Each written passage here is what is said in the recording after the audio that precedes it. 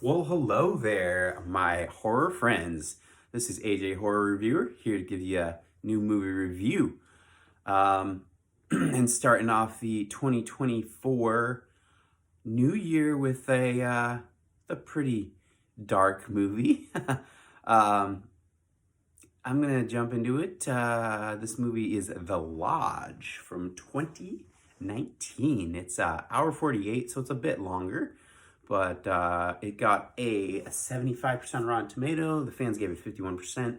This one's rated R, so it's always nice.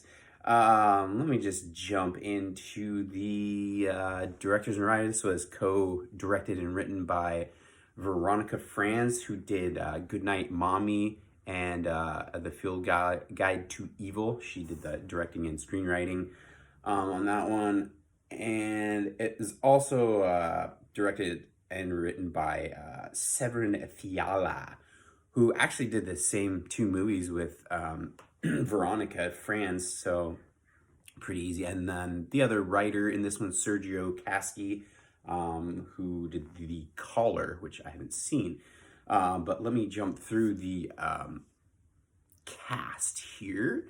Pretty decent cast, I think. You got Riley Koo, who was also in, let's see, Hold the Dark, which I thought was okay. I couldn't really get into it. But let's keep going. We got Jaden Martell, who's pretty good. He was in It and It Chapter 2. He's basically the main kid in that. He was also in Mr. Harrigan's Phone, which is a short story by Stephen King. That was a pretty good one. Not highly horror, but pretty good anyway. So he's got a pretty good amount of films he's been in. We've got Leah McHugh. The only one I could see she was in was Totem and House on the Bayou. I don't think I've seen either of those. But moving on, because we've got a pretty large cast. I mean, not a large cast, but they've been in a lot of movies. We got Richard Armitage, who was in The Hobbit. I mean, that I noticed most of all. He's Thorin Oakenshield, the main Hobbit in that one. He does a fantastic job. And then we got who appears in this one for a little bit, Alicia Silverstone. Let's see. Let me jump into the film now. I'm gonna do it something different. I'm gonna try to go through this one without spoiling it. So let's just do that part first. So this one's basically about a family where their mother is gone, and the husband has a new girlfriend who he's wanting to marry, and he's wants him and his kids and his new fiance to go to their lodge that they have.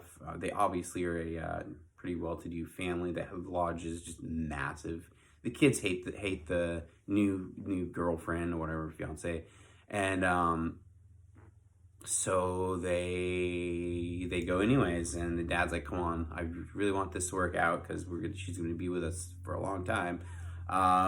So they get there, everything seems fine, and I mean the kids still hate her, but the dad's trying to work it out between them all, but still not really working that well. And so he leaves because Riley Koo is like, yeah, it's okay, you need to do your work stuff, come back, we'll be fine. And so basically events happen while he's gone, and stuff gets crazy. We don't know, is it a supernatural happening, or is it just a force of nature, or I don't know, religious whatnot. But basically this kind of turns into a minorly survival horror. And then the ending, pretty wild. So that's my spoiler-free part of this. Now I'm going to completely spoil the whole thing. So basically in the beginning, the mom gets the news that her husband, because they're going through a divorce. The husband wants to end it and get the divorce filed and everything. And the wife is still trying to hold on and keep the family together, but the husband says we need to finalize this, and tells her that he's gonna get married to the new woman that he's seeing, and that pretty much breaks his soon to be ex-wife's heart. And just a scene that I was not expecting it when I saw it in the theaters. The mom just blows her head off, and I'm like, holy hell. That kind of sets the tone for the rest of the movie. And that's where the kids pretty much hate the new lover of the husband. And basically, Martell, the brother, Aiden, he's called in this, plans out this huge elaborate thing of with his dollhouse, like trying to figure out how he's gonna like pretty much torture the new fiance, Riley Koo, who plays the character, who's also Elvis's granddaughter, which is kind of cool. I thought that was interesting. But anyways, so it shows the dollhouse in the beginning. It kind of has like a Hereditary-esque feel to it, like the visuals of the houses in it, if you've seen Hereditary. But anyways, so they go to the lodge, and basically Aiden's plan is working fairly well until kind of backfires on him, because what I forgot to mention in the spoiler-free part of this was that the Riley Koo, the new fiance, she's a little crazy. She's gone through some traumatic experiences. She was involved in a cult. Her father was like the leader or whatever, and this whole church like cult type deal. I don't know. They all commit suicide together, and she's the only one that survived. So basically, all that childhood trauma from when she was 12 was when that happened. Basically messed her up pretty bad, and she's had to go to tons of therapy and whatnot, and she's on meds, obviously. And while they're at the lodge, they take away her meds one night when they drug her, put like sleeping pills in her hot chocolate, and they pretty much just try to fucking mind fuck her to believe that they're like dead. And then finally she's like completely lost it. I don't know if it's from the meds wearing off, and she's just completely gone insane. And then it keeps getting worse and worse, and they try to tell her like, we were messing with you, we didn't mean to like make you go lose your fucking mind. And so they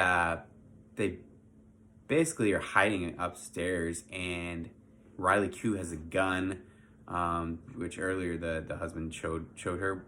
Why? I don't know. I guess just for safety, but I think that was a stupid mistake, obviously, because it got the husband, killed, because he comes back kind of worried, and she's off her nut. She's just lost it. Like, she's got frostbite on her face and everything. Like, the visuals in this are great, by the way. And so she shoots her husband to gonna be, well, not anymore, obviously. And the kids are watching, and man, this movie's pretty dark and dramatic. Anyways, and the ending is basically just the two kids and Riley Koo sitting at the table in the lodge, singing this kind of, it sounds eerie like Christian song, I think it is, church song, whatever. And she puts the same thing that they did in this cult that killed themselves. This put tape over their mouths, and written on it is sin, and she puts that over the kids' faces and over her face. And then the last shot is zooming in on the gun that looks like it just has 2 more bullets in it, and then boom, that's the ending. pretty nuts, I think. Not, I mean, this is a slow burn, very slow burn. It's not going to be gory. It doesn't have the elements of a slasher or anything like that. It's very psychological. Kind of it has a religious sort of factor to it. But man, yeah, the whole vibe of it, and the I don't know, the filter on the camera seemed a little different. I kind of like it. What else? What else? This is the perfect winter flick. I think to watch to come into the new year. What else? That's pretty much what I got for this. I mean, this one has a special place in my heart for being the last movie that I saw in the theaters before the pandemic hit. So this one's a little special to me. Maybe that's the sentimental part of me that likes this so much. But yeah, I think it's a good one. I think it's a really good one. I definitely recommend it. Especially if you got HBO Max. It's on there. So yeah, there's worse movies you could watch. If you like this review, give me a subscribe, please. Tell your friends. I'm having a lot of fun doing this. It's 2024. I want to kick this off super heavy. So you have a good rest of your day. I'll check you later.